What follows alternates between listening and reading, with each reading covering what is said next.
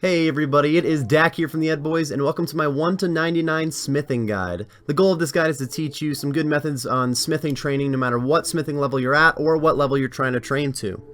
In this guide, we're going to start with quests that can be done for smithing XP, which can make a huge difference in your early levels. Then I'm going to go into the actual leveling guide, which is fairly short and sweet. If you're watching the leveling guide and you don't want to use those methods, then I'll show some alt methods for smithing gains. And lastly, we can discuss the money-making methods in smithing and how you can possibly profit on your way to 99. Let's start by talking quests. Very simply, you should start off your smithing training by doing the Knight's Sword quest. Even if you've done 0 smithing in the game, this is going to bring you to 29 smithing right away. Some other quests that don't have high requirements include Elemental Workshop 1 and 2. You do need 30 smithing for the second workshop, but you'll have higher than that if you did the Knight's Sword and Elemental Workshop 1. The Giant Dwarf and Pirate Pete's Recipe for Disaster subquests have low requirements and also give some XP, but in all reality, you just want to make sure you do the Knight's Sword to get your smithing life started. Any other quest would be a bonus though.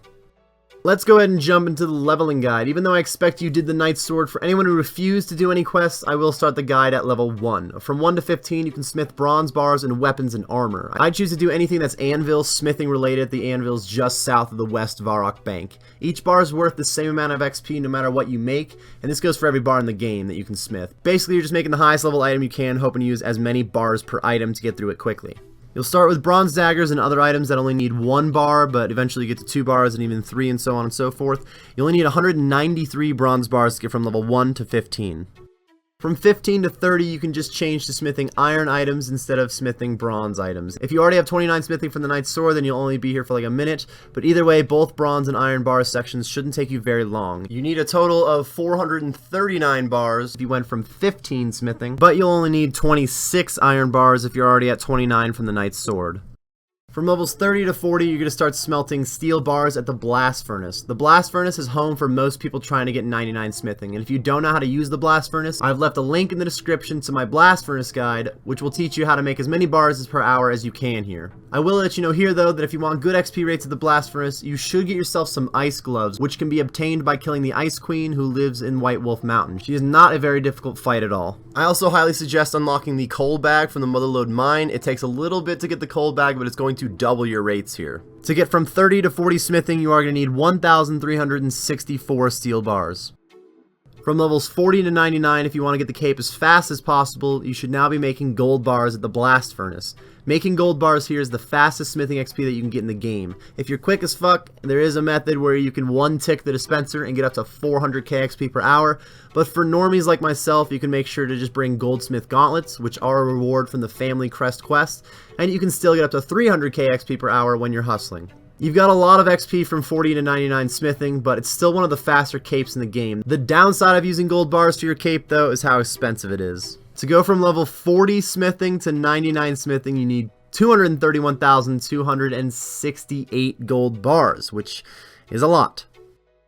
If you're not a fan of the Blast Furnace, there are other ways to get smithing XP, the most popular one being plate bodies. Adamant plate bodies are great for finishing up 99 since rune plate bodies are pretty pricey and require 99 smithing to make anyway.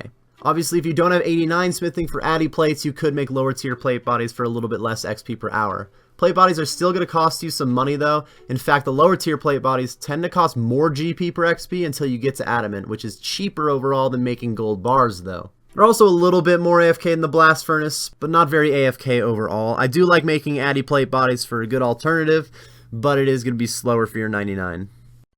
The next alt method is a lot more AFK for smithing XP and also starts transitioning towards the side of money making on smithing. Smithing dart tips is very AFK since you smith 1 bar at a time as opposed to 5 bars at a time from plate bodies.